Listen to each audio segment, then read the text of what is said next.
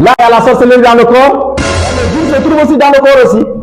Maintenant, pourquoi le djinn il est dans le corps et en même temps la sorcellerie est dans le corps? Parce que la sorcellerie et le djinn, ils arrivent à pénétrer à travers les brèches. Donc le djinn là, il trouve qu'il y a des passages. Il va pénétrer dans le corps, il va déposer la sorcellerie là-bas.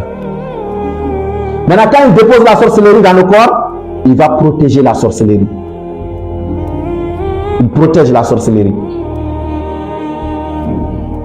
Il se trouve là-bas, il se trouve dans le corps. Quand on fait la lecture sur cette personne qui a le niveau 3, la personne fait des crises.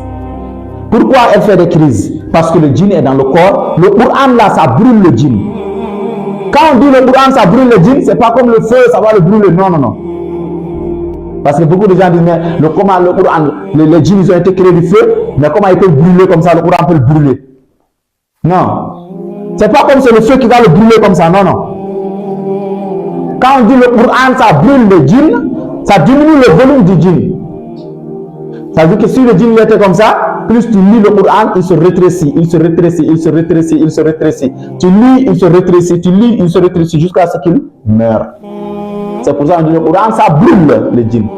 C'est pas comme le feu comme ça, non, non.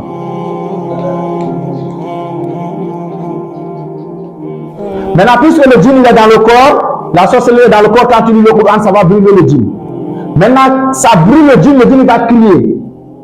Quand le djinn crie, et la personne aussi qui est possédée va crier aussi.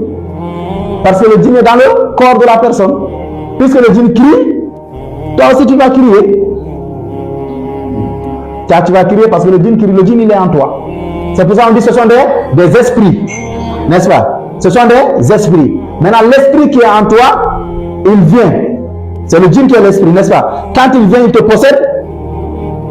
Lui, pour le djinn, lui, il est toi, toi, tu es lui. Je ne sais pas si on se comprend. Enfin.